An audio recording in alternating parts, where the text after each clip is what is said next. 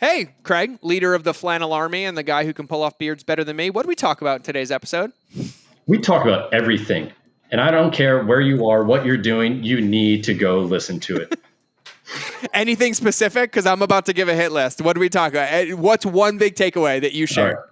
All right. So we talked about the trials and tribulations of the high-speed daddy startup and switching from a corporate and military career over to entrepreneurship while being a stay-at-home dad. So if any of that resonates with you and want to know some of the problems that I went through and how we overcame them, you want to listen. I love it. And now here's my notes. How Craig went from making grumpy weasel wine in his basement to being a successful entrepreneur and my business partner. But the biggest mistake that you made in entrepreneurship, how to surround yourself with the 5 right people that don't placate you and keep you stuck, how to know where to invest for your growth, the secret to successful mentorships, how ditching his wedding anniversary led to our business partnership, and newsflash, Haley likes me, so it was worth it. Hear a story, how you can never measure your ripples or the impact of them. The secret to your success as an entrepreneur comes from your partners, and this is how to make it happen. How growth should be celebrated. How any good coaching should try to get you out of where you are, not keep you stuck. How to have a dream and make adjustments as you go. How priorities will always lead to everlasting success. How more money doesn't always mean more happiness. And how slowing down might be the secret to more money, success, and happiness. How failing in corporate led to a multi-million-dollar business idea. How echo chambers will destroy you and your business in the process. And finally, if you fail to plan, you're definitely planning to fail. That's what I told you.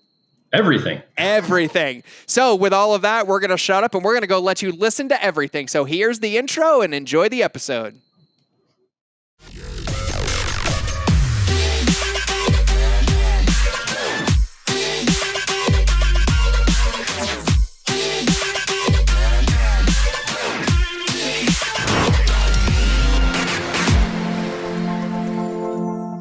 All right, everybody, welcome back to another episode of the Mind of George Show. And today's guest is the original, the founding high-speed daddy. He is the leader of free men with beautiful beards that I will not grow, has a similar taste in wine, is an amazing husband, father, veteran, business partner, my work, and sometimes real-life husband, somebody that I love to absolute pieces. The only problem is he lives in New Jersey and not Montana, but we are working on that one. So I want to welcome my business partner, my best friend, the guy who puts up and sees my crazy to the show, the original high-speed daddy, Craig.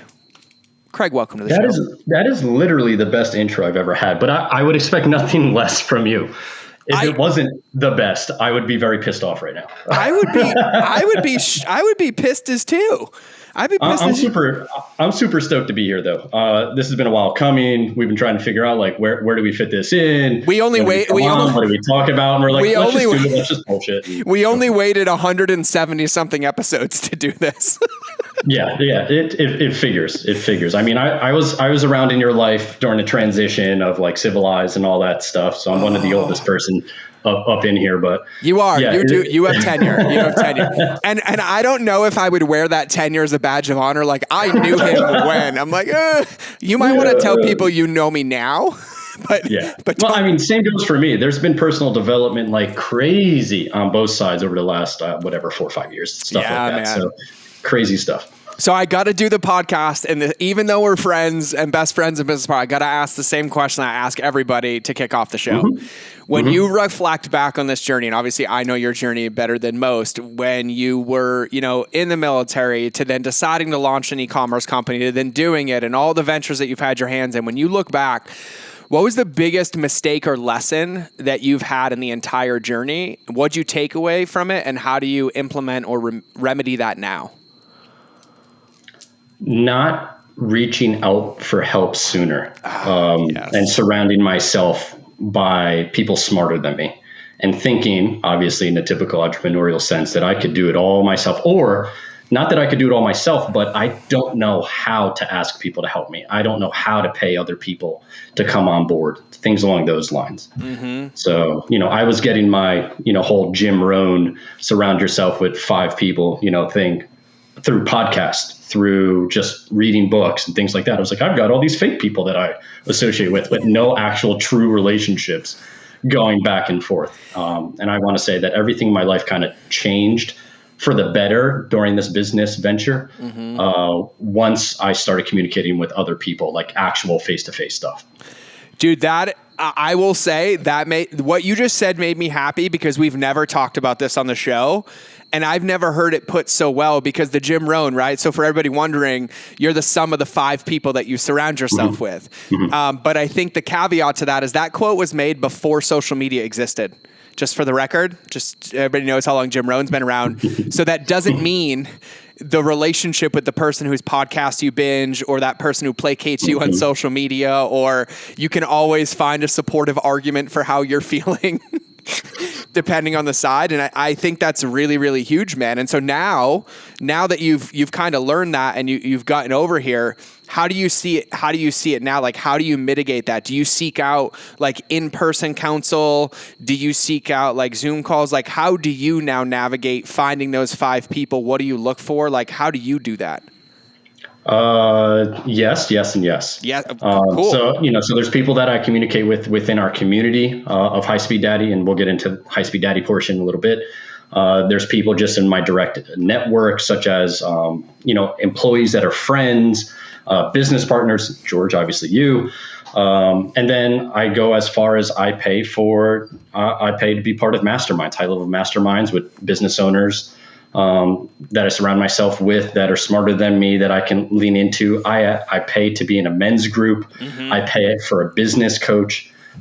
So I want to say I pay, but it's not that. I invest in all those resources because I know I can get a direct reflection of that for the positive, not just for me, but for my family. Yeah, totally. Which we'll get into as well. Totally. When you think about that, right? Because like this is something we both do, but I think as entrepreneurs, it took me, like I was thinking about this. You'll appreciate this. Someone's like, "How long have you been coaching?" And I had to like really think about it. And I was like, "Since 2002." Like I was like 19 years, right? And I had that same thread. Like when you said in the beginning, like the biggest mistake was like not asking for help, right? Or thinking I could do it all myself. Like I literally, I hate to say this, I'm so embarrassed. I used to live and I was like, well, naturally, I just know how to coach. Like, it's just going to come to me. Like, I'm just going to know what to say in the moment. I don't need, and it's like literally convincing myself that like I can use a piece of equipment I've never used and I just know how to use it, or I can fly a plane and jumping out at 30,000 feet and the pilot jumps out and I'm like, oh, I can land this thing. It was probably like one of the biggest mistakes, and it took me a long time to get it. But I would love to hear, from you, because like we're in this business, we support, we invest together, we do a lot of stuff. But it took me until maybe 3 or 4 years ago to really, truly understand investing in my growth and investing in a community of people that also saw my growth. And I feel like you're a good example of this, because I feel like what I see a lot, and we come across a lot of people together, they're like, they try to buy a solution or buy a tool instead of working on the person that holds the tool, right? So when you invest in communities and coaching, like what are you looking for? Like what is the big thing that you go seeking, or how do you get clarity on that? Because you said in the beginning, one of the biggest mistakes was like not knowing how to ask for help, right? And so I think, my guess, and similar to me, it's like, okay, I'm like, oh, I'm aware I need clarity here, or there's a challenge here, or I really need to emulate somebody here. So I'm going to go find that person that's a couple steps ahead of me, and then I'm going to work with them and then kind of do that. What's that like for you? And like, what do you really look for when you invest in, coaching or support or community or men's groups? Like, what do you go after?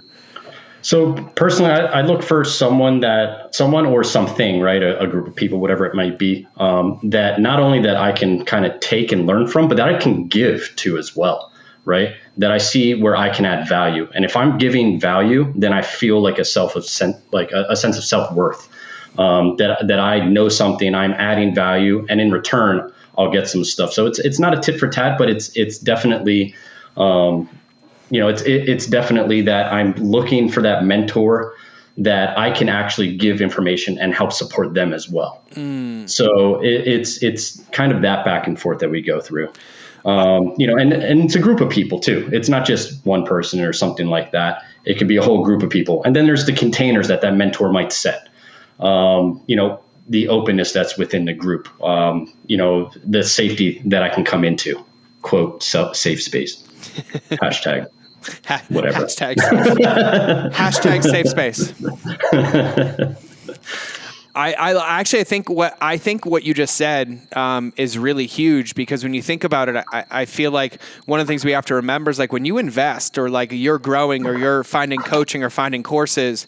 I did a post about the other day. I kind of went on a rant. You know me. I get in my tangents and get pissed off, and I start yelling at people out of love. It happens. But a lot of the industry that we live in is predicated on convincing people that they're one down, right? That they're not good enough, right? Because if you're always broken, then you can always, quote unquote, pay the person telling you that you're broken for the solution. Welcome to the fitness industry. Welcome to the beauty industry. Welcome to the information marketing industry. And I went on this rant the other day because I was like, I'm just getting pissed off, because there's nothing wrong with any of us. Like, we're all athletes. We just have to practice and hone our skill set and then put it into work. And, in the world that I live in, and coaching mastermind members and us building e-commerce businesses and everything, 99% of what we see is basically trying to get our attention, to monetize it, to convince us that we're broken. So we keep monetizing our attention, keep paying them money so they don't have to do any work, and they tell us to do things that they're not doing that aren't going to work anyways.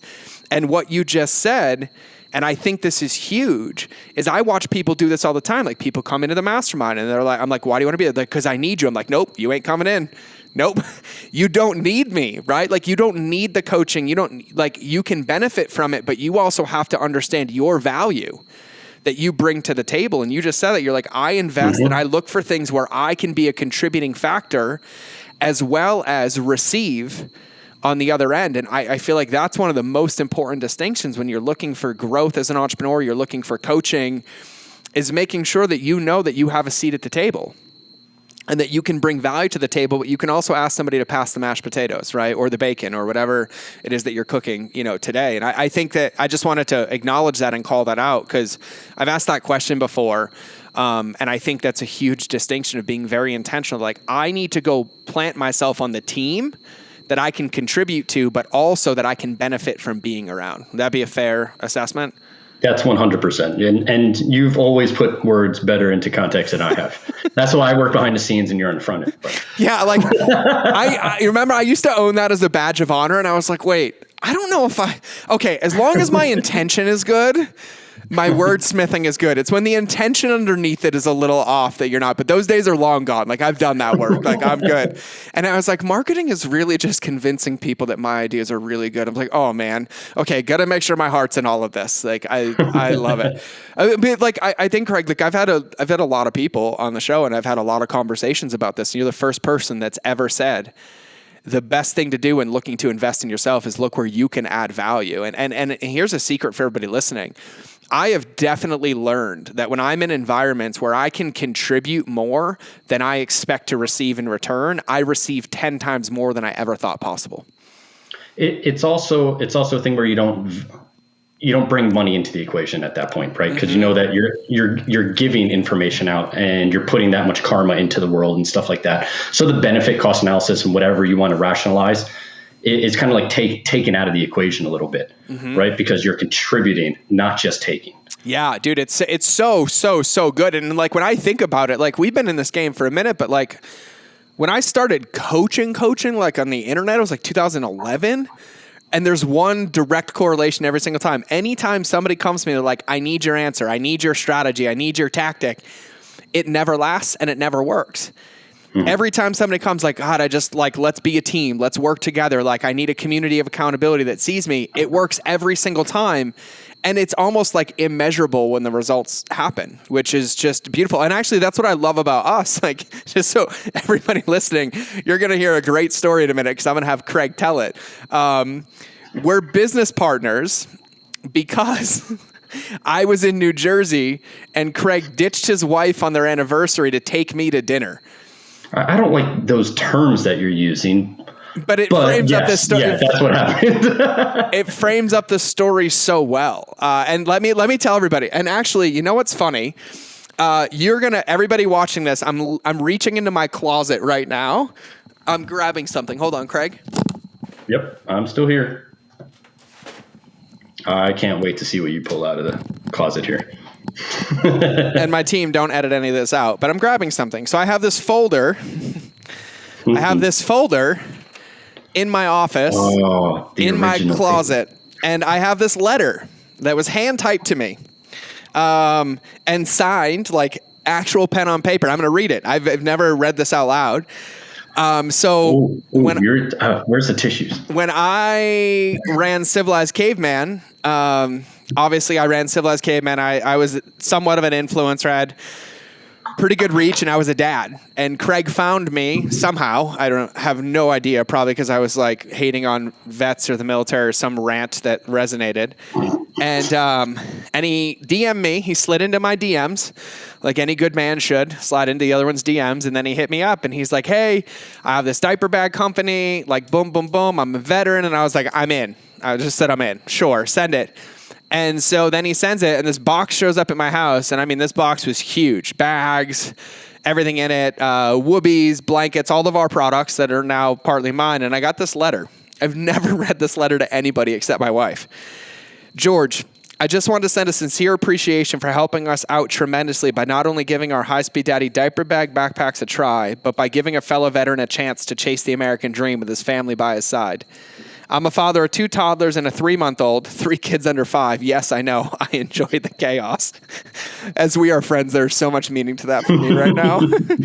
So I know all about the excitement as well as trials and tribulations of being a newer father and a family man. My kids help me develop and test our products, and my wife gives me input as to what mothers are looking for from products in our niche. Then I utilize my 15 plus years of new product development experience to bring awesome products to you. I also know all about how certain products can make your life easier in the parenthood process or make your lives more difficult when they don't work as intended. This bag will make your life easier, but also provide confidence in your journey to raise your little Branson. Love his mohawk, by the way. And we had epic mohawks. I'm sure you and maybe even Lindsay will get tons of use out of the bag during not only the toddler phase, but even after he's out of diapers, where it's also designed to be used at the gym, the range, hiking, fishing, camping, or for an overnight trip. The possibilities are truly endless. I just want to know that we're extremely grateful and blessed. And from my family to yours, thank you. With much appreciation, Craig Risoli and family, owner High-Speed Daddy. Boom, boom, boom, boom. P.S. I also threw in our midi whoopie poncho liner toddler blankets in Marpat because I thought you would just appreciate this. Now the little man can have his own size whoopie, just like Dad used to have when he was in the field. And by the way, I had to pick that whoopie up off the floor this morning because here we are 4 or 5 years later, and I still use 6 of the bags every day, and now I'm just a part owner of them. And that's how it all started. And God, man, I haven't read this in a while. I'm a little teary-eyed right now because it's I forgot I put that much. I knew obviously at the time I put effort into it. Yes, I typed it up mostly because my handwriting is horrendous. Oh, mine too. And George probably wouldn't be able to understand it. So I typed it, but obviously everyone can see that. I did the research and I found out his son's name, his wife's name, his background in the military. Not just his background in the military, but specifically the Marines. What the color of the camouflage pattern was that the Marines used, et cetera, et cetera, et cetera, right? This was not a scripted off, that I sent to everyone type thing. So for people that are listening and looking to grab influencers and some attention, this is part of George's method of relationships beat algorithms, right? Yeah, and so let's tell the story. So then this is what happened. So I get the bag. I get the bag, and I love it. Like, I mean, I was all in. I think you sent me, my first one was a black one. You sent me a few of them, but the black one is the one that I used. And I started using it everywhere. And at the time, I was transitioning from caveman to consultant, right? Like I was done with caveman, but nobody really knew yet. And I was trying to build this life. And so I was on the road like 150 times a year. And so my travel stack is still the same to this day. It's a High-Speed Daddy bag and an away suitcase. And that thing went everywhere with me. And so we just started talking because I would tag you when I posted. I was using it. I was like, I love the bag. I started telling people. And then we had talked at some point. You're like, where are you going? I'm like, New Jersey? And you're like, why are you going to New Jersey? And I was like, that's a good question. And like, where in New Jersey? And like, Clinton. And he's like, why are you going there? And Sadie, if you're listening, we love you. And I was like, for a client. And he's like, I'm 30 minutes away. And it just so happens that one of those coordinated trips when I was coming out for consulting happened to fall on wedding anniversary time. And it was specific. I was like, what do you do in New Jersey? He's like, I'm here consulting. This is where I am. I'm like, I'm 30 minutes away. I'm like, listen, I don't know why, but something's telling me that I should at least take you out for a cup of coffee, pick your brain on some things. I don't even know what those things are, but the world's telling me to get together with you. And you're like, cool, meet me for an hour this night. And I'm going, shit, it's my wedding anniversary. So as any good new entrepreneur who needs to feed a 1 and a 3-year-old at the time, and a 3-month-old, and I'm like, hey, babe, there's this guy, I told you I sent him some product. He really likes it. I really dig him, this and that. He wants to meet with me, which is really cool. He's going to actually share some of his time. It's on October 29th. And she's like, that's our wedding anniversary. I said, yes, I'm going out for an hour. Is that cool? And she's like, well, it's for the business. Boom. Now, 1, great wife. I already knew that. This just continues to lock that in. 2, it showed the faith that my wife had in myself and the business and the support that I got from her, which is necessary from your partners when you're creating or starting a business. You need the support of others. All right. And you need to bring them into the process, family, whatever it may be. So that solidified that. She supported me. Yes, go ahead and talk to him. I know it's going to help the business. So I don't know, George, if you want to take over from there, but I mean, the long of the story is I talk enough on my podcast, so you get to tell this story. So then what happened? So we meet up for dinner, and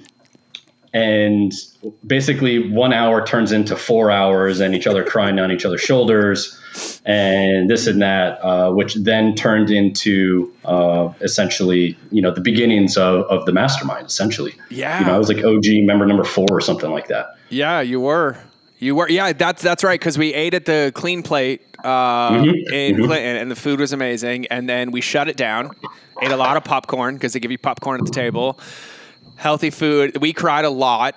And this was no alcohol here, by the way. This was all just iced tea and water. It was ginger ale, maybe iced tea. No, you didn't have ginger ale. I would have remembered because that was my dad's favorite drink. It was just iced tea, popcorn, and cold food. We did order a lot. I remember specifically the cauliflower. I literally remember the cauliflower bites. The you remember those? Cauliflower. Yes. Yeah. Oh man, we'll have to visit when I come back. And we did that, and then I think I remember we cried and I was like, I got you. And I was like, oh man, I looked at you. I was like, I will help you with anything you need. You're like, okay. And you're like, what next? I'm like, I don't know. What do we do? And for everybody listening, Craig will tell you, I am horrendous at selling myself. I can't fucking stand it. Maybe if it comes up, but I don't ever go out and sell. People have to come to me and I almost make it impossible at times. And I was like, I don't know, let's just boom. And then we just started talking. And then you ended up in the mastermind in the beginning. And then because of that, I kept coming to Jersey every month. And then when I would come to Jersey, I'd have you come down. And then I think one day I pegged a day on the back of a consulting trip on their dollar for us to meet in their office.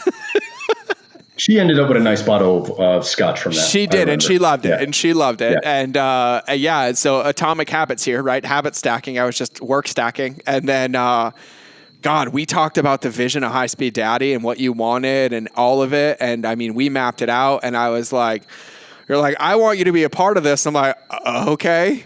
And then I remember you told me a number. I was like, nope, too high. And then we came back and we're like, yep, okay, cool. And I was like, I don't know what any of this means, but let's go. Yeah. And you're a walking testament to what happens when you align all the right reasons that I don't think we've ever signed a piece of paperwork, but I've never not gotten paid and us never done business together. And just for the record, Haley likes me, just so everybody knows. Even the kids like me. They like Uncle George. We FaceTime, we talk. I'm good. It was a good dinner in my opinion. Yes. God, that's so funny on how we got here. And that's been 3+ years. I think it's almost 4 years. I think it's almost 4 years. And full disclosure, we took the company from 6 figures to multiple 7, and we're still on the way up. And how many employees do we have now? 4? 3? That agencies, we do delegate stuff around accordingly. I will say, Craig's, for everybody listening to this, I have the easy job because I get to play with ideas, and Craig has to manage inventory and money and all that fun stuff, which you guys know I'm not good at that. I'm good at spending it or making it. But we do amazing. And it's so funny reading that letter. When you're and it can be used here, I'm the guy that has 6 High Speed Daddy bags now. Like I have one gym bag, one overnight bag. And like, it reminds me of the hair club commercials. Because I'm like, no, I really get it. Like, I don't care what you think. This is the best bag in the world because, like, I use it all day, every day. Like, literally, there's one next to me on the floor with cables hanging out of it. Like, it's everywhere. And God, I love reflecting on this too because I think every day, like, we talk all the time, and it's easy to look at it from this lens of like, oh, in the last month. But when we look back at 4 years, we've moved mountains in 4 years. Like there has been so much progress that like, it's kind of like a little joyful reminiscing for me right now, thinking about this. Yeah, I don't know. How do you feel hearing that, like about that letter? We've come a long way. Yeah. Right. We've definitely come a long way. I knew we came a long way when my business partner outgrew my mastermind to join another one. It was time. It was time. And it totally was. Different type of training for where we are. And you phrase that perfectly. Outgrew the mastermind. We started delegating some of the execution, implementation of your marketing ideas and stuff like that. And I started to go on to needing more help in CEO roles, right? And things along those lines, COO roles, CFO roles, whatever it might be. And then putting people in place to help with those options as well. So, and that's part of the learning curve and the escalation of owning a business and how far you actually want to take it. Do you want to be a sole proprietor or just one or two people running a company, or do you want to have 5 to 10 people underneath you? You need to grow to that stature and learn to that stature, right? So that's the thing, that's what happens. Now, the fun part comes along with, as I told George early on, I said, my big goal, my one big thing is I wanted, and whatever, what some people may think, like I felt like I owed my family a newer, bigger house. Right. And I said, listen, that is the goal for me. Yep. Now, this past August, I accomplished that goal, right? During COVID and all that stuff. And I've got a dream property, and it's not like some huge Mongo estate or anything like that. Craig, it's a bigger house than I was from. And Craig, it's nice. It's nice. Craig, you had to buy a tractor just to mow the lawn. And I'm not talking like a ride-on lawnmower. I'm talking about like you have acreage and wild animals that escape onto your property. But yes, and yes. By the way, Craig eats too much. Craig eats too much humble pie, and it's completely okay to celebrate your wins. But it's beautiful. Yeah. So keep going. It's okay. So at that point, it's like, okay, George, just want to make sure we're both on the same page. And it's one of those things, if you do have a partner, you need to constantly revisit what the vision is and what the end goal is. Is it building up to sell? If you're going to sell, what's that number? If you're building it up for a cash cow, how far do you want to keep building that out before you start delegating or bring in someone else to replace you? So you can just be business owner, take distributions. That's it, right? Or do you still want to be involved with it? Are you still getting something out of it? Are you having fun still in the process? And once I hit that goal, I said, George, just want to make sure we're still on the same page here. I don't think we're finished with what we've originally set out to accomplish, even though I personally hit my goal. I want to keep taking it further. Are you still on board? Yes, let's keep going. Boom, let's just keep going. Yep. But you have to have those visits every now and then. Yeah, because goals do change. Dude, right? The communication is so big because I remember, this is triggering my memory. I remember this because we were sitting in the office and Craig offered me part of the company. And I asked him, and listen, somehow Craig found the abundant George in the midst of living in a scarcity world. Like I was not in a good place back then, but like your demeanor, how you made me feel, the trust I had with you, like it changed.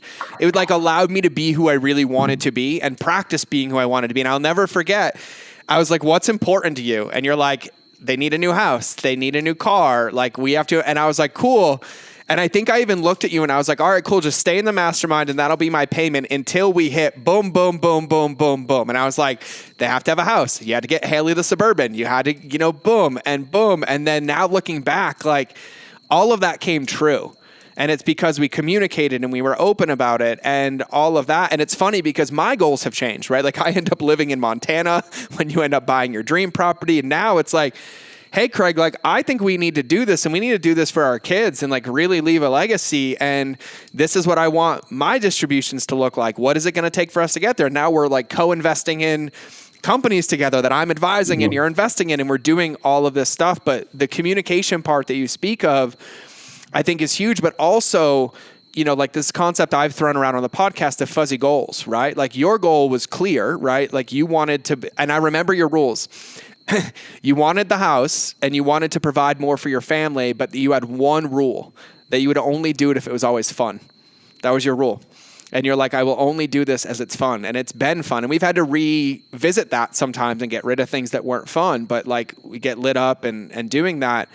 I just think it's huge to really stay in that goal of like, this is what I want. And you head in that direction.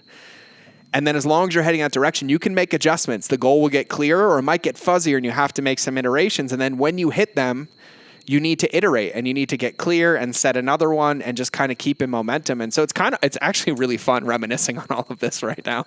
Like George says, I eat a lot of humble pie, stuff like that. But it is a true success story, right? 1,000, dude. Like, hold on. Yeah, so let me say this. Let me fucking say this because it's my pie. He's not going to say it. You built a multiple 7-figure business as a stay-at-home dad with 3 kids under 5 in a couple hours a day from the ground up with no outside investment and bootstrap the entire thing. At times, a couple more than a couple hours a day. But yes, yeah. There were some long mornings, long nights, all that stuff. Of course, but like your primary job is a stay-at-home dad. Correct. George said the one rule was have fun. The caveat of that was my family will come first. Your family will come first in this. And if that takes us longer to build what we want to build, so be it. Totally. Because we know what our priorities are. Because we both came from a world where that wasn't really happening as much, right? And we both had some issues with that. And we didn't want the legacy to be our kids just seeing their fathers work themselves to death to build something. Totally. But rather doing both, showing them that they can do both, right? And leading by example, some of our military stuff, but walking shoulder to shoulder and showing them along the way how this is done, right? So High Speed Daddy could be an 8-figure business. Totally. Or a 9-figure business, right? But we wouldn't be with our families right now. We wouldn't be with our families. We wouldn't be doing that stuff. And right? I love about that, like, I didn't mean to cut you off, but there's a really valid question that I have, because I have another one that follows too. You said it earlier, because like, you know, I'm the full circle open loop guy, about having people around you. I'm going to be a huge proponent of this, is like, you should never have people around you that placate you or feed you, but hold you accountable to what they know is important to you, which is why communication is so important with your employees, with you, with your partners, with your friends. Like, one of the things that Craig and I have is if Craig sees me in my shit from 3,000 miles, well, maybe only like 1,900 miles away now, I get a text message. And if I see Craig in his shit, like, I send it. And it's not normally popular stuff. It's normally the things that needed to be said. But it's built on that safety net of communication. But what we're doing is, when we need to, we borrow a little bit of confidence or clarity from the other person. Right? Like when things are like, when I'm like, literally, when I'm like, hey, we're leaving California and we're taking, 3 horses, 2 kids, 3 snakes across the country, and I'm going to be homeless for 3 months in Airbnb. So it's like, Craig, I need help, man. Like, I don't know what I'm doing. I'm all over the place.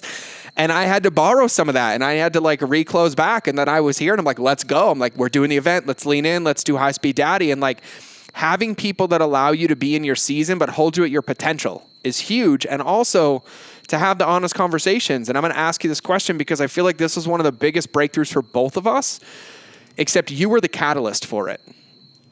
Because we as entrepreneurs, like we say this all the time, like the number one thing, why are you doing this, right? Same answer. I'm leaving a legacy for my business. I'm doing this for my family. I'm doing this. And you and I challenged each other and we held each other to this. And we're like, are we really doing it for our family? When if we were to ask Dom or Branson, hey, what do you want daddy to be doing right now? Would their answer be disconnected and working or to be playing with me? And they would absolutely be, playing with G.I. Joes. And why are you in front of the computer? Why are you not on the floor with me? And this took maybe a year and a half or 2 years of us together of like holding each other accountable and doing men's work and getting coaching and being there. And then we literally looked at each other and you looked at me and you're like, I just had the biggest breakthrough ever. And you shaved your beard because of this. Like, you literally were like, I'm having this momentous moment of clarity and I'm going to like have a totem or a sacrifice. I'm going to sacrifice the chia pet on my face to remember this. And you're like, I can't run around and say anymore, I'm doing this for my family, because it's not what my family wants. That's me lying to myself and doing it. And that was a huge catalyst for you, for me, and a lot of clarity. And like, it was huge. Like it was, I don't even know. Like I just remember that moment. And then I was like, no way. And then I was like, you can grow it back now. You can grow it back now. It was a little scary seeing you without it, to be really honest with you. I'm happy you gave me permission on that, but it was actually my wife that said, "Oh, it was your wife. Beard better." Our wives Haley are said, they're opposite. Yeah, Haley said, "I like you with the. I got used to the beard, and I like you with it better." And the beard came right back. Yeah, like the next day, it was just there, all 4 or 5 inches. Actually, I think I'm pretty sure it took me 3 years to grow a beard that long, and it takes you like a week. I'm like, your man card is a lot heavier than mine, and in the beard department, I still have the baby face, but I think it was huge, because when you said that to me and you did that and you shared it with a lot of people in our mastermind and everything else, like that was a catalyst for a lot of people, and it led to something I still teach to this day. And like now looking back at that, like how are you in alignment with that now? Like, do you feel like completely in alignment with that?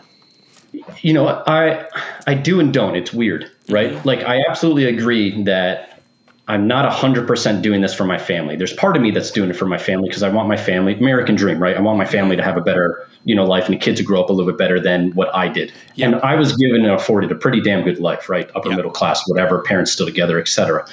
But, I also want to do it for me. Yep. There's part of the ego that's in there that I'm okay with. Yep. Because I like the challenge and I'm happy and it's fun doing it, right?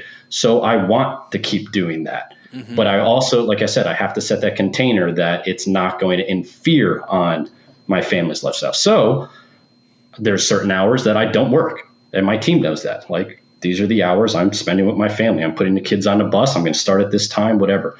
I'm getting the kids off the bus at this time. Then for 2-3 hours, I'm not checking text messages. I'm not checking social. I'm not doing anything. Later on in the night, if I feel like, I'll touch in on that, or I'll have someone touch in on stuff. So there's containers and schedules and delegation that goes on to make that happen. But I do enjoy what I'm doing. Now, if there ever comes a point when we're just not having fun anymore, George and I will have another conversation about what the next steps are. Mm-hmm. Because we've built an asset here. And I know that because every week someone wants to buy it. Yeah. But, it's a different story. But again, in the bigger mission of High Speed Daddy and what we want to come forth with, not just product, but what we want to do to actually help people. Yeah. Help men provide, protect, connect. Help women provide, protect, connect in some way. Yep. Have connections within family members get better. Have kids come into the equation, pets, whatever it may be. But just strengthening the family ties and stuff like that. We're not finished with what we set out to do. That mission's not over yet until the time that we feel that it's just not fun and it's really hectic and it's interfering with the family life at that point. Totally. And then we'll talk again. And I think one of the things that you and I do really well together, and for everybody listening to this or watching this, I think we should be listening for is the principles of the people that you surround yourself with, right? Like, to go all the way back to the beginning of this, like your partners, your significant others, your friends, your employees, your colleagues, like all of them, like getting people enrolled in your vision is extremely, extremely important. And that's a leadership conversation, but also allowing them to support you in it, in my opinion, required a huge level of like vulnerability, authenticity, humility for me, because the truth is that all of you around me see me 10 times better and clearer than I could ever see myself, because you're not in my storm. And I think it's huge. And yeah, I think it's important too, because one of the things that we always go back to is like, are we done? Right. And if we were to look at a bank account, we're like, yeah, we're done. Right. Like if it was transactional, we could be done. It was ship it and go. But we have this meaning or this why that's greater than just the numbers in the business. Like if we had to drop a product, we'd still run the company as we reinvent ourselves every day. Like, how do we lead men? How do we help husbands? How do we help dads? How do we help moms? And for everybody listening, I think it's really important to have that thing that's greater than you, that's greater than the number of sales, that's greater than the number of roadblocks. And trust me, I've watched Craig handle more logistical nightmares than any human should ever have to handle in their lifetime in a year. But I think that every time you hear that, it reminds me, like, patience and consistency is really, really huge. Because, yeah, like, we could have an 8-figure company with a 9-figure exit, but I'd be divorced. My son wouldn't know who his father is, right? Like, I'd be probably in adrenal fatigue territory. Yeah. And, Absolutely. and I think what we really embody, and it's so funny, like I feel like I'm in Inception right now because I teach outside of our relationship all of this stuff that we're talking about. And I'm like, oh, we actually really do that really well. Because the one thread that I've been really hammering lately is you can't sacrifice your life to build a business. You have to build a business that supports your life. Yep. And that's the only long-term way to do this. And I think it's huge. And it's funny too, because we have a few people that we know that have like sold recently and boom, and they're already like, what am I going to do now? Oh, I don't know what to do with my time now. And I'm like, oh, they're lost. They're essentially lost, Yep. you know? And if there's one thing, and not that I've been through it, but you know, if you plan on exiting, like have a plan for 1,000%. after. What are you going to do? Are you consulting? Are you coaching? Are you starting? Did you already start something else? You know, what's the idea? I mean, we keep going back and forth. We're like, we're not going to set, let alone the mission and our why behind High Speed Daddy. But, you know, let's just say we did sell and we had that money. Like, what are we going to do with it? Like, we just hanging out, watching TV. But like, we're not those guys. Nope. We have to constantly be on the go to be fulfilled, to have our tanks full. We have to be doing something. We have to be made useful. Yep. Right? Yep. We have to be doing something along those lines. So yeah, like I was thinking about this the other day, right? Because life's a lot simpler in Montana for me. Like a lot of people, maybe a lot of people don't know this, but part of my move to Montana was being in alignment with what Craig says. I told Craig last year, I was like, I just want to focus on what matters to me. Like High Speed Daddy, this podcast and coaching, like I love doing what I do. But I had to trim a lot of baggage. I trimmed 6-figure cars. I trimmed ego. I mean, like, I think a lot of my friends were shocked. I was like, no, it's gone. I sold. They're like, you what? I'm like, yeah, don't need it. Like I am living a simple life, but it's really interesting that you say that, because I think one of the things as an entrepreneur that I struggled with, and it's still not a strong suit, but I surround myself with people that are good at it, is having the ability just to think about a plan and measure against it, like not living in ambiguity and expecting some level of semblance or success. Like it doesn't happen. And truth be told, I'm horrible at it. So I have you and I have Jay and I have Tyler and I have my wife, and all of you plan 8,000 times better than me. And I'm like, just tell me what to do. Just tell me what to do today. I'll be a good boy. I'll earn my treat at the end of the day. But I think really what's so important, it even ties back to what you said earlier, is like you have to have a plan, because a plan gives you a direction. And once you head in that direction, you can get input and make adjustments. And then you can always renegotiate the plan, but you have to have some semblance of direction to go. Yep. And absolutely. I think that's what we've done really well in High Speed Daddy, because we take direction from our employees, from Kevin and Miguel and me and you, our outside friends, and we take it all in and we're like, hey, do we adjust the plan? Are we doing this? Where are we going to go? How are we going to do it? And the truth be told, I could never let High Speed Daddy go right now, because I don't know what you and I would do. I really am like, well, we're not going to stop talking and we're not going to start hanging out. And I was like, so what stupid thing are we going to do that's going to get us in trouble if we have that money and that time? Okay. Let's start skydiving again. Yeah. Let's make sure that we just keep this going, because maybe this business is more of a babysitter for me than anything. I never looked at it that way, but yeah, I'm sure the business and the time it's occupying is keeping us out of trouble. I'm like, because I already pushed the fringe a little bit with extreme sports in my past, that if we add more time, and then we both have boys that are both ready to play that game. And I was like, no, I don't need more motorcycles. I don't need more. Nope. Maybe a boat, because the water is safe for me, right? Like I'll just spend more time in the lake. The crash has only hurt a little bit. So I do want to ask, I want to know this. And like, I know you've been on podcasts before and I know this story, but when you think back, right? Like what was that moment for you? Like what were you doing? What were you like actively doing for work before you created High Speed Daddy? I was a senior manager of new product development, quote engineering, for $1 billion bath and kitchen company. Okay. And then you were still in the reserves, right? So you were. Yes. I was in the National Guard at the time. So I had a 3-year-old, a 1-year-old. I was working full time in a corporate job. And then I was also part-time in the military.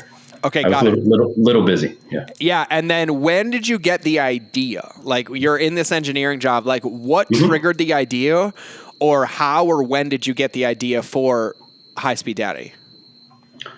Let's see. That was probably around April, May 2016, give or take in that time. So full disclosure, full transparency, I took a promotion at the job chasing money that I shouldn't have taken, whether I partly wasn't ready for it. I partly didn't want to do it.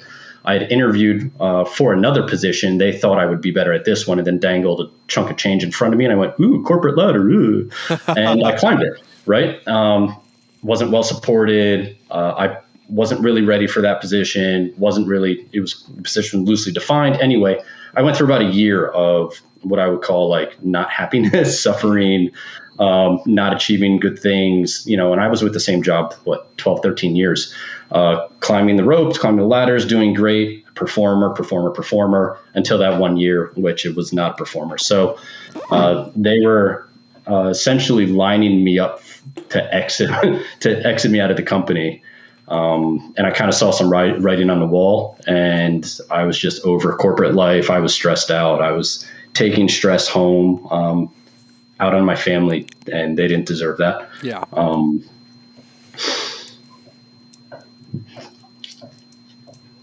Sorry about that. But yeah, why am I apologizing to you? Yeah. But it was something that I knew I needed a change.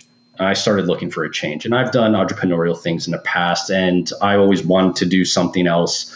I knew I had a knack for kind of some online things, and early into eBay and Craigslist and things along those lines. And I would always fill the brain bank with blogs and podcasts, et cetera, et cetera. Then I came across, and High Speed Daddy, for some of you that don't know, was actually born out of the Amazon community. But I knew that I needed to create a brand, not just a product. So from the beginning, it was website, blog, brand, presence, online, social media, et cetera. So I just needed the idea of a product. So through the Amazon community, I read something about how to develop an idea for a product. And I knew I could create a product from my background, quote, new product development, yep. And source it and good quality, et cetera, et cetera. But I came across something called a touch list, which basically was something that from the time you wake up in the morning to the time you go to sleep, everything you touch in a day, you write down on a list. And then you take that list and with, XYZ criteria, narrow it down to something you have passion around, something that could be improved upon, et cetera, et cetera. So I was being still in the military. That's a big passion of mine. And then also being a new dad with a 3 and a 1 year old, that was obviously a huge passion of mine. I blended the two together and created a military style looking backpack diaper bag, which we called something else at the time, but we won't get into that. But that's for another podcast. We'll save that story for another podcast. It was in the letter, by the way, but we're good. Yeah, I figure. I'm happy how you breezed over it so we don't get our hands slapped on it. So I created something. There was a couple other players in the market at the time. So I went deep into analyzing them, analyzing who the people were that ran that community and those businesses. And then I decided that I could create a different product that's better and have a better story than them and enter the market. So thus the High Speed Daddy backpack diaper bag, or dad bag, was born. And by the way, just for everybody listening, I think more women use our bag than men because they steal it from their husbands. It's the best backpack functionally on the entire planet. Like, here's what's funny is like all the mastermind members got them at the event, right? And they're like, how have I not had this before? I'm like, I told you. Like, seriously, I told you. I was like, Craig's this like obsessive engineer that just makes everything better. And so it's a perfect bag. I love that. And then when did you, so like, I'm going to ask, I've never asked anybody this question. Mm-hmm. So you're in this job, you're unhappy, you can see the writing on the wall, and then you're like, okay, I can do this. Like, when or how did you muster up, or what was that point where you're like, I can do this, or I'm going to do this? Like, what was that like? And was it sped up because of the writing on the wall? And was that the catalyst, or is it kind of like a self-catalyst to make that leap? It was a self-catalyst, but there was a little writing on the wall. So I got put on something in the corporate world called a PIP, or Performance Improvement Plan. Basically, it's corporate's way of legally saying, like, you got to shape up or else we're going to let you go, which took me by complete surprise because I had been like a 5.0, performer for like 12 years prior. So this caught me off guard, knowing that I'd struggled some and whatnot. But there was, like I said, I didn't get along with a boss of mine, this, et cetera, blah, blah, blah. Anyway, long story short, I fulfilled the obligations of the performance improvement plan. And on that day, that I asked him if I did. My boss said, yes, you fulfilled it, and HR signed off on it. HR says, you got to make sure that, you still perform and stuff like that. And I said, no, I'm not going to need to, because here's my 2-week notice. Took them all by surprise. It was a pride thing. It was an ego thing. That was young Craig into business and young Craig into self-improvement and personal development. And it was complete ego play, because the smart thing would have actually been for them to lay me off, because I had 12, 13 years there. Yeah. I would have had a 3-month severance package at full pay plus unemployment for 9 months or 6 months, whatever it was, I forget. And I would have had plenty of startup capital to launch the business, but I decided to give them the big FU, because as an Italian from New Jersey, that's how I was brought up. And I don't completely blame my upbringing. It's just, that's what felt right at that time. Yeah. This was all prior to selling the first product. But what I did was I used that as Tony Robbins say, and what Cortez did was, I burned the ships. Yeah. I had no other choice but to win the war. Yeah. Because I had a 3-year-old, a 1-year-old, a wife to support, a house, a mortgage, et cetera, et cetera. And I had some other little small irons in the fire. I was working part-time in the military, whopping $300 a month. I was going to say, what, for like $300 a month? Yeah, exactly. But there was opportunity for me to take a little bit more active role there, which I did for a little period of time. I had a couple lines on some contracting or consulting to do, which fell right through. So people, like, once I actually left, people were like, oh, we don't know you anymore. Yeah. One of those things. And I said, fine, I'm just going to make this happen. Yeah. But it was a calculated risk, right? I had spent some time putting money away. I was going to make sure the food was still going to be on the table. And I was going to work every damn side job, cash hustle thing that I could. And I did. I plowed snow all hours of the night. Yep. I, did cleanups. I cleaned gutters. And I did everything that I could to bring extra cash in while still building my business during that time. But high speed daddy and being a stay-at-home dad to a 3 and a 1-year-old and dropping them off at nursery school for 2 hours and getting 2-hour work block in or this and that. That was my job. Yeah. Yeah, I think it's, and like the thing that I say here is I tell everybody never to burn the ships, right? Always have a plan. But you made a calculated risk, but I also feel like and personally, like knowing you, I feel like if that startup capital was to come in, we might not be here, right? Like that Parkinson's law, right? We fill whatever container we have. And yep. I mean, you know me, like you put me under pressure. I'm like, okay, let's go. Right. It's like, that's where I find my edge in the new versions of myself. And so I think that's huge. And I love that. I like the PIP sounds like the remedial PT program in the military. Like, it's exactly the same. Yeah. Oh, you got to do this and you got to pass your PT test. If you don't, we're going to kick you out. Yeah. And whatever, dude, at that point, you just want to go anyway. Yeah, no, I mean, I love it. I didn't know about the PIP thing. I didn't know about all of that. That's amazing. And so then how long from when you gave your 2 weeks until you launched the first product? Sometime around middle October 2016, I left, and February 2017, we launched. First product sold. Yeah, so 3.5 months or something. Yeah. And during that time, obviously everything else behind the scenes, getting the website up and going and all that stuff that as someone that doesn't know how to bring others or pay others during a startup phase, you learn it all yourself. Right. Yep. Probably should have paid other people to come on. We could have expedited the whole process, but you and I, we're go-getters, right? We take initiative, we figure it out. YouTube University, right? Yep. You make it happen. That's how I built Game Man. Yeah, you just make it happen. And it takes a little bit longer, but there's something to be said for learning all that stuff so that when you do hire someone, at least you know how to hire that person. You can talk the talk. So there are good things that come along with that, quote, bootstrapping as well. Yeah. Well, I think because we're getting near the end, but I'm going to full circle this all the way back because I think one of the most important parts you said in the beginning is like one of the biggest mistakes is not knowing how to ask for help or when to hire. I was the same way, but also it's a very good skill set and asset to have to be the person. And the way that I call this as an entrepreneur, as a human being, is to find your range in these modalities. Like I might not want to be a marathoner, but I need to run a little bit to see what my capability is, to see if I like it or what's possible, right? Like I might not want to be a CrossFitter, but I might try it, right? Like I might not want to be a writer, but then I started writing and ended up with a book, right? Like I'm like, oh, I've never made an app before.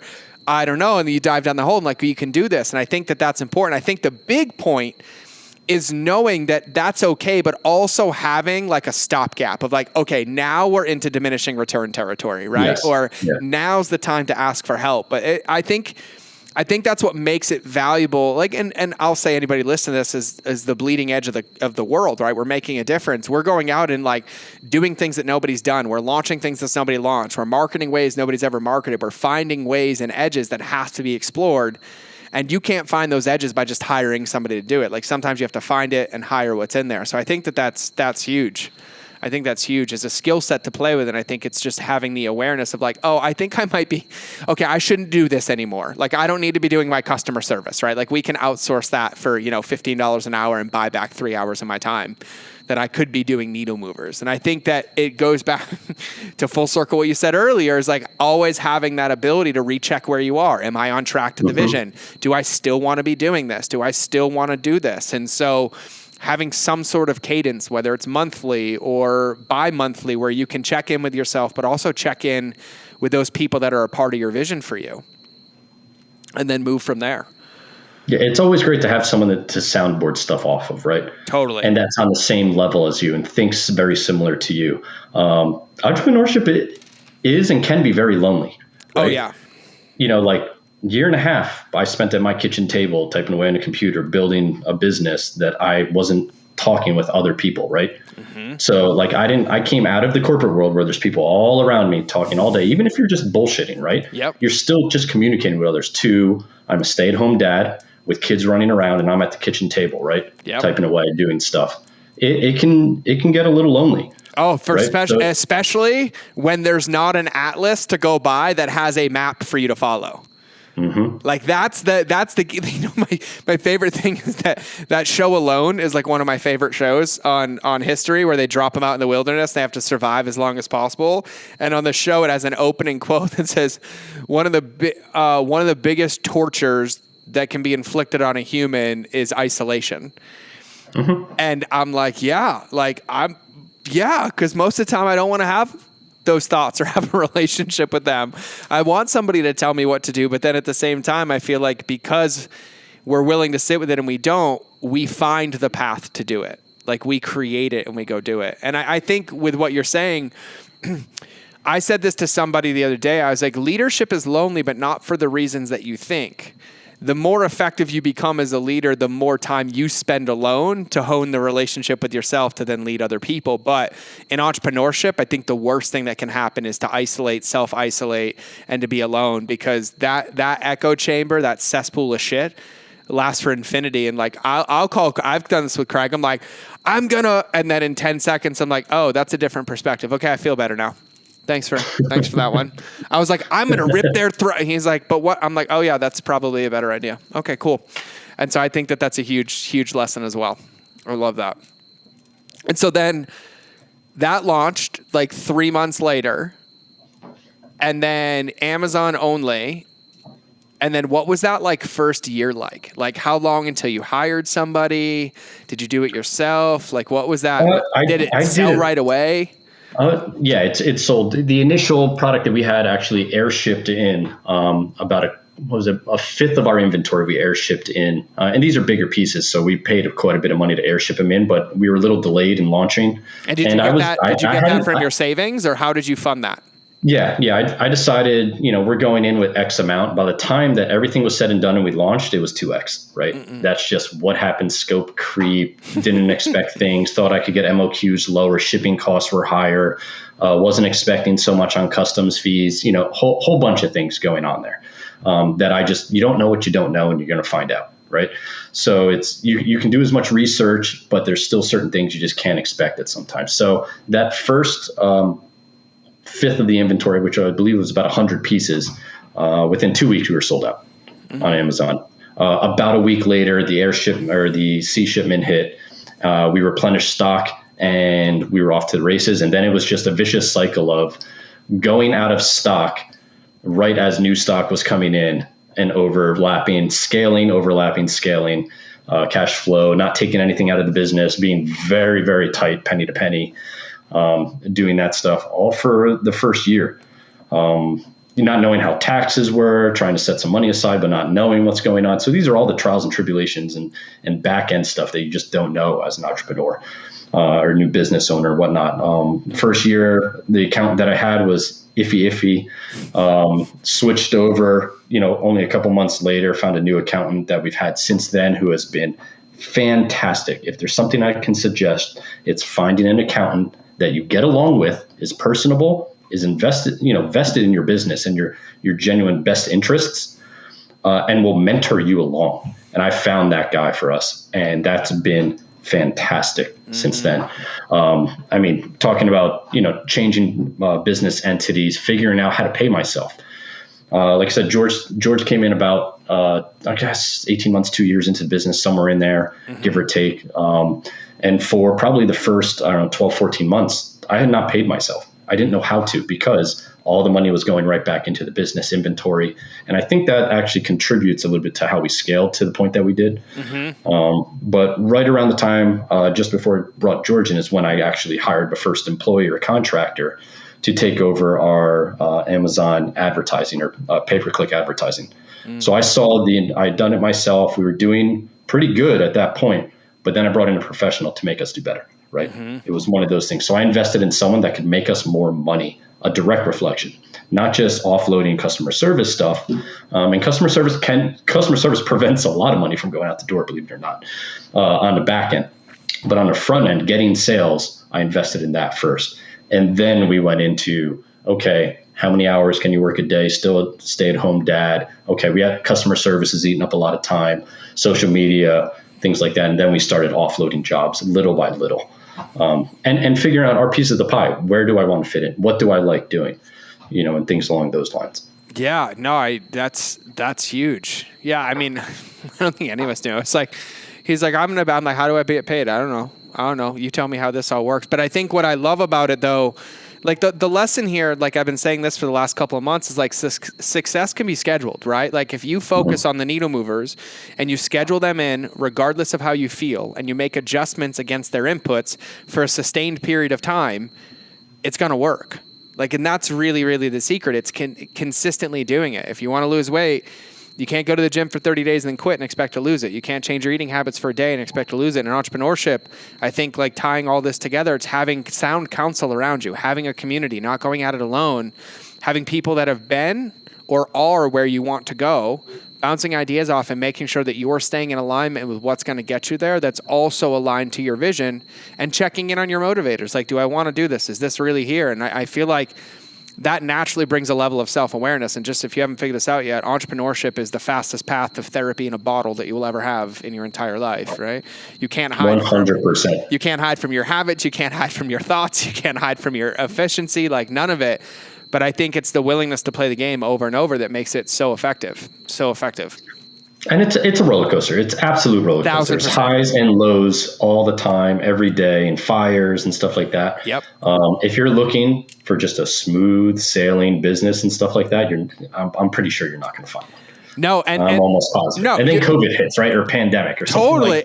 Something will interrupt that. I think the biggest part here is that the moment you react to the roller coaster, you fall off of it, right? Like you have to measure your input, not the ride itself, right? Like, hey, if it's high, tighten your seatbelt. If it's low, like enjoy the ride, but just make sure you always check in with your inputs. Like we say this all the time, like I have no control over the market. I can write the best ad, record the best video, run the best marketing campaign, and I have zero control over what happens in the market. But if it doesn't work and I'm like, oh, I suck at ads, I never do them again, it can never work. And I'm like, okay, cool. What was my input? I'm like, no, I gave it my all. Like it was here. Cool. Great. Let's try another one. one. And always measuring against that input. And I feel like entrepreneurship like is the human experience. Like one of the other things is like, it's not supposed to be easy all the time. You would actually be bored as shit. And it's the lows that create the highs, and the highs give you clarity to find the next low, but all of them are different levels. And so what you have to start to understand is that the inevitable is going to happen, right? Ad accounts are going to get shut down. Logistics, we've had containers held at port for months. We've had product loss. We've had tariff increases. We've had all of it. And no matter what you do in business or entrepreneurship, that's coming. It's coming. You're going to get sued. We've been there. We're doing it all the time. Like, it's all coming. And if you know it's coming and you always measure your input and you show up to play the game, you can navigate it. But there's no point in like being paralyzed by like, oh, that might happen. Like, I might, because then it will. If you show up and play every day, and then when it does, you address it when you go, then you can really, really lean in and make a difference. Yeah, you hit the things on the fly, and things are going to happen. It's just how you react to it, right?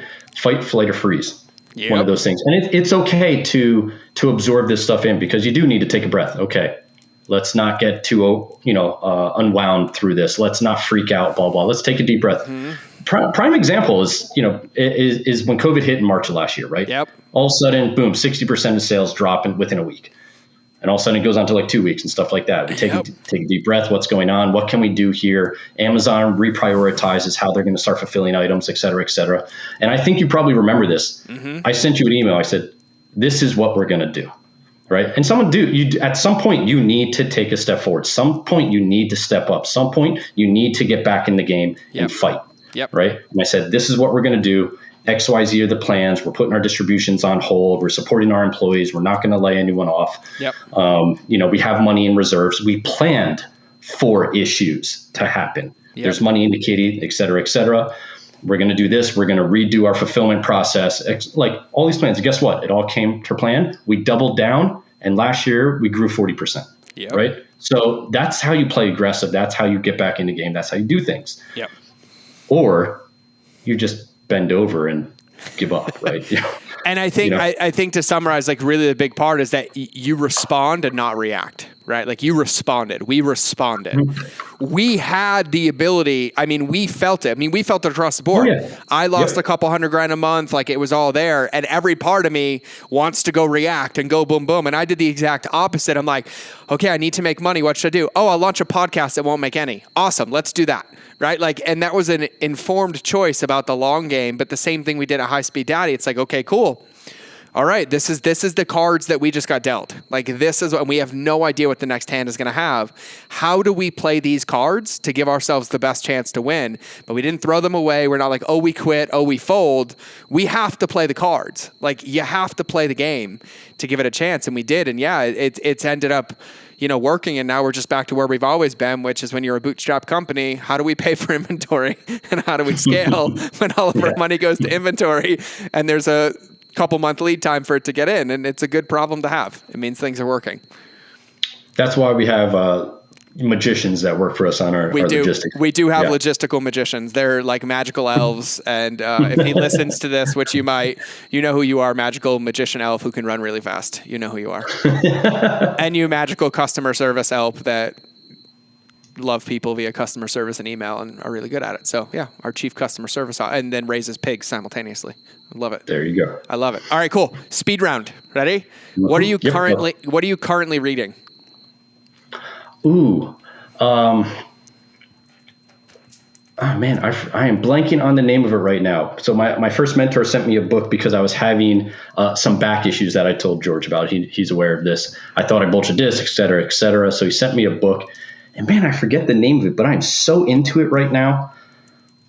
We will put it in the show notes. Is it about how your back pain is a manifestation of stress? And yes. Mm-hmm. Yes. Yeah. What is the name of it? I don't know, but there's only like 2 or 3 really good ones, but yeah. Angie, who's been on the show, and I was just on her show, actually just finished reading that book because it's in a similar situation. Yeah. It's funny what you can manifest on the outside when you feel it on the inside. Okay. And then most influential or like your favorite business book of all time. I like Shoe Dog by Phil Knight. Yeah, you do. Because I can follow it along. It's a biography of his life and the trials and tribulations that he went through as a business owner starting the brand Nike, right? And it's very similar to High Speed Daddy as we import products and a lot of our trials and tribulations and early on problems and actually continual problem scaling now and all that stuff. like very, very similar to that. So I could relate. It's that relatability that is because I've read the book, like, and can't put it down. Yeah. And I'm one of those people that read like 4 books at a time, which is not a very good habit. But that book I couldn't put down. I gave it to my wife. She couldn't put down because she also is invested in business and like feels everything that I feel for the most part going through things. And she could relate as well. So and just so everybody knows, the only reason we really run High Speed Daddy is because of my chocolate chip pancake and expensive red wine habit. That's really why we do this, because I have expensive taste in red wine. But that's okay, because Craig does too. Facts. And I still have not tasted it on purpose. But Craig likes to make wine in his basement, but we haven't started selling. What do you call it again? A grumpy weasel. Grumpy weasel. I love it. Weasel was a childhood nickname because I used to wrestle like a weasel in a back type thing, like very vicious. My God, so grumpy weasel. As I've gotten older, I've gotten progressively more grumpy, et cetera, et cetera. Put the two together. Grumpy weasel. I love it. Okay. Mountains or beach? Mountains. Yeah. Favorite food? Steak, ribeye. Yeah. Bone in or bone out? Man. For ribeye, I like bone in. Yes. For T-bones and porterhouses and stuff like that, I don't really like eating around the bone too much. But bone in ribeye, probably about 1 3/4, 2 inches thick, reverse seared, cast iron. I'm here for it. Very rarely will I order a T-bone because most places don't know how to cook it. So they both come out, the filet and the ribeye. But there's a secret, though, because if you put the filet, you can put ice packs on the top and bottom of it for like 30 to 40 minutes before you cook it. It reduces the temperature 30 degrees. And then when you cook it, they both come up perfectly. So then you get a 130 and a 130, but you have to start the filet like 30 degrees cooler than the ribeye side. And I used to be a food blogger, so let's just leave that there because I'm not doing that ever again. Okay, cool. For everybody listening, I'm going to tell you how really easy it is to find us. HighSpeedDaddy.com. HighSpeedDaddy on the gram. On the gram, on the interwebs. I will say that the black camo backpack is the best thing that you will ever have, paired with a lunch bag, and you need to go get one. Do we have a coupon code for our peeps? I thought we did. Let's use get some 10. Get some 10. Get some 10. GET. That's the one off the top of my head. I think I do have a George Bryant one. But it's fine. Let's just use get some 10. So GETSOME 10. Yes. Yeah, get some 10% off. Just say thank you. So I have a final question before we wrap, and we'll have to do round 2 and round 3 because there's some open threads I want to unpack now. Okay, final question. So envision that everybody listening to this episode had the Men Are Black thing flash their memory for the entire episode, and all they have is this moment right now. And you have the ability to tattoo anything you want on their soul. Soul wisdom. What would you tattoo on their soul? I'm going to come about this from a parent point of view. Love it. Your kids are always watching. No matter what you're doing, your kids are always watching you. And you're their first mentor. You're their first line of example of what's going on and how they're going to react and take that information and be, whether it's at that same point in life, whatever it may be. What I wanted to do and what I found out that my mission here for my kids is to set an example, but also show them through a corporate career. You could do that if you want. You can do anything you want in life, right? That if they want to go corporate life, you can do that. You can be successful. I was. You can join the military if you want. I did that. I was successful. And now entrepreneurship, right? You want to start your own business and do something for yourself? That's your third avenue, right? So you can really do anything you want and be successful at it. And I'm the story. I'm the example of that I'm setting for them. So, when people say, hey, you want to be an astronaut and stuff like that, go for it. Mm-hmm. You want to be an engineer? You're a girl from a third world country? Go for it, right? You can do it. Put your mind to it. Take initiative. Figure things out. Keep pivoting. And with consistency, you'll get there. I love it. Yeah, I love it. It's such a good one. My kids are only allowed to join the Coast Guard or the Air Force. That's it. That's if wifey allows them, but they don't get they don't get to follow in daddy's footsteps because we don't need any more jarheads in the family. I made that choice.